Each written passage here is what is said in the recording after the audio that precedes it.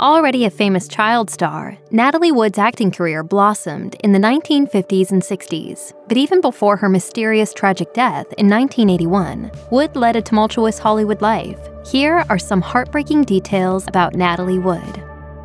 Natalie Wood was born Natalia Nikolaevna Zakharenko to Russian immigrant parents in San Francisco and grew up in poverty amid a complex family situation. While Wood was adored by her parents, both had their vices. Her father, Nick, worked hard to provide for his family, but the struggles of trying to survive during and after the Great Depression, as well as anti-immigrant discrimination, contributed to his alcoholism. Wood's mother, Maria, had her own issues, being described as spirited but morally gray. Maria loved her children, but the Russian refugee was described as a pathological liar by her youngest daughter, Lana. One could never be 100% sure that what came out of the dramatic, superstitious Maria's mouth was the truth.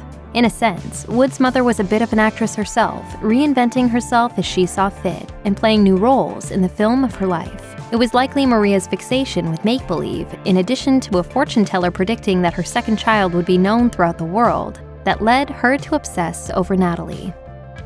While Natalie Wood was renowned for her talent and star quality from a very young age, it's hard to know whether the actress would have entered the entertainment field herself if she'd never been groomed for the cameras by her mother. Since she missed the chance to become a performer herself, Maria feverishly pushed her daughters into the entertainment industry. As a child, Wood was genuinely talented at acting, but she was also impressionable and eager to please her mother. According to Suzanne Finstad, in Natasha, the biography of Natalie Wood, Wood's older sister Olga denies their mother's claims that young Natasha, Natalie's nickname as a child, was the one who expressed an interest in acting.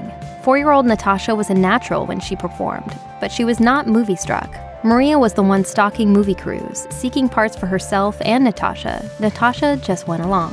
Maria's obsession with making her second daughter a star would lead to some harsh behavior. As told by the BBC, Wood's mother once prepped her for a crying scene by ripping the wings off of a live butterfly. Finstad also describes similar episodes, with Maria bringing up the family's dead dog or telling other harsh stories about animal cruelty in order to get her daughter emotionally distraught for a scene.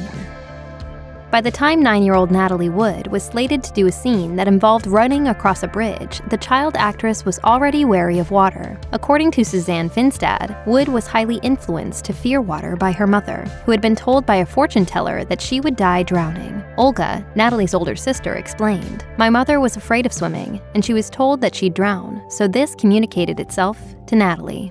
My mother would never learn to swim either because she didn't know who was going to drown. This phobia of water manifested itself in the young actress in a number of ways, including a refusal to learn how to swim and a fear of submerging her head underwater to have her hair washed. In a scarily foreshadowing episode, Wood's aquaphobia got worse on the set of The Green Promise when the 9-year-old was involved in an accident that led to her nearly drowning. As described by Harper's Bazaar, the scene involved Wood running across a bridge that would collapse once she was on the other side. Unfortunately, the bridge fell through while the child actress was still on it, leaving her with a broken wrist and a strengthened, lifelong fear of water. The starlet would wear bracelets on her left wrist for the rest of her life in order to cover the protruding bone that remained visible after the accident. After years of researching her biography on Wood, Suzanne Finstad was able to reveal a tragic episode that occurred when the actress was only 16. The episode happened when Wood was called up to a hotel suite to read for a part for her childhood idol. Tragically, the young actress was then brutally assaulted by, as Finstad describes, a married movie star who is 20 years Wood's senior. Threatened and traumatized, Wood never reported it, telling only a handful of friends. Throughout the remainder of the actress's life, her attack remained a secret. But in 2018, on the podcast Fatal Voyage, The Mysterious Death of Natalie Wood, Wood's sister Lana confirmed the attack, adding in the details that it occurred at the Chateau Marmont Hotel. Lana also had this to say about her sister's attack. Many years later, Natalie only alluded to the fact that something bad had happened, and, in a way, blamed my mom for being too eager for Natalie to get roles. Natalie Wood worked during an era in Hollywood when studios had full ownership over actors' careers. Actresses like Wood, who was trapped under this system since she was a child, rarely had control over the roles they took. Over the years, though, as she became older and more successful, Wood began to fight back.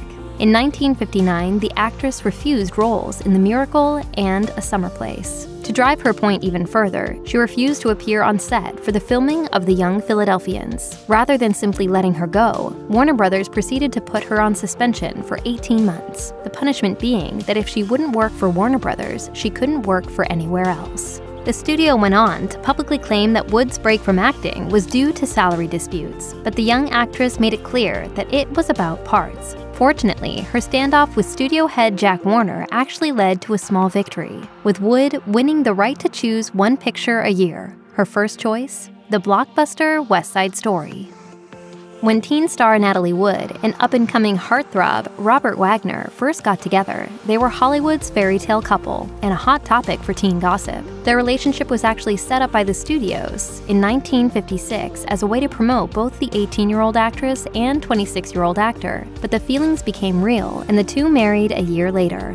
Unfortunately, the so-called perfect couple suddenly called it quits in 1961, stirring up rumors that the marriage failed due to Wood's infidelity. For decades, an affair with her co-star Warren Beatty was the accepted killer of the Wood-Wagner union. However, recent digging by Suzanne Finstad revealed that this was untrue. In talking with a few of Wood's close friends, her mother's best friend, and Wood's sister, Finstad found that it was actually Wood who was cheated on. In an unreleased memoir, Wood wrote, "It is too painful for me to recall in print the incident that led to the final breakup. It was more than a final straw. It was reality crushing the fragile web of romantic fantasies with sledgehammer force." Still, while the incident was serious enough to lead to the dissolution of their marriage, the two were able to reconcile, remarrying a decade later. To this day, Wagner denies that he ever had an affair while married to Wood.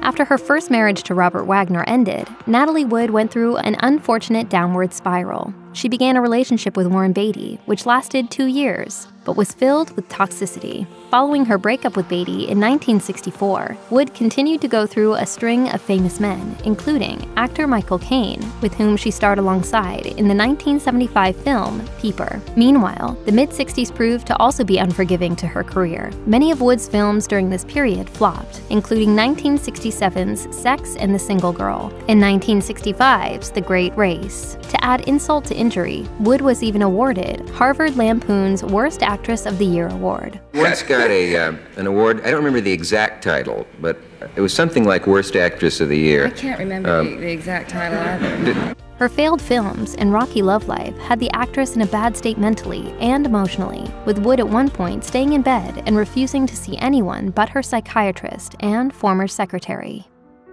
By 1966, the failures of her recent films and relationships had taken a serious toll on Natalie Wood. According to Warren Harris, author of Natalie and RJ, the star-crossed love affair of Natalie Wood and Robert Wagner, Wood was already in a bad psychological state when ex-boyfriend Warren Beatty showed up without any warning in order to convince her to join his next movie. She had already refused once, adamantly against the idea of not having access to her therapist for those months of filming in Texas. While no one knows how the exchange between the two went, what is known is that right after Beatty left, Wood attempted to take her own life by swallowing a handful of barbiturates. Somewhere between taking the pills and falling unconscious, Wood must have changed her mind because her housemate, Mart Grawley, heard her call for him. He found her unconscious on the stairs and immediately took her to the hospital, where they pumped her stomach. When her sister visited her at the hospital, Wood confessed, "I didn't want to live anymore.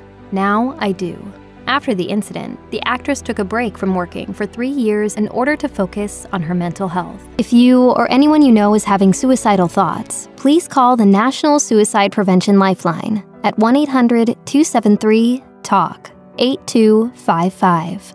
In an awful incident that is remembered and pondered to this day, Natalie Wood died on November 29, 1981, at only 43 years old. The exact circumstances of her death remain unknown, but the details of the events leading up to it go like this. As documented by Harper's Bazaar, Wood and her husband, Robert Wagner, frequently visited Catalina Island on their yacht, Splendor, and had decided to embark on the familiar trip after Thanksgiving.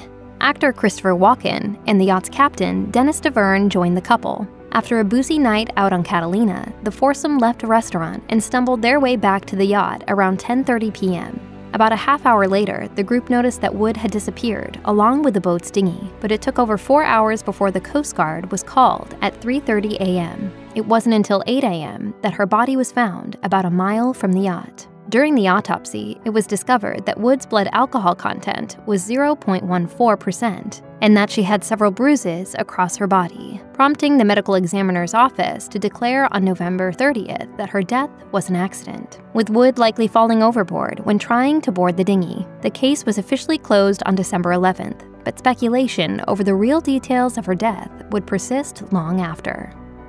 The suspicious aspects of Natalie Wood's death would keep the public from accepting it was an accident for 4 decades. In 2011, the Los Angeles County Sheriff's Department reopened her case after receiving additional information from unidentified sources who contacted the authorities. I think what's important is to get to the bottom of what actually did happen, and I think that's what they should be allowed to do. That same year, Dennis DeVerne explicitly stated that he had lied to the police during the first investigation, claiming that Robert Wagner, who he heard get into a heated argument with Wood, was responsible for the actress's death.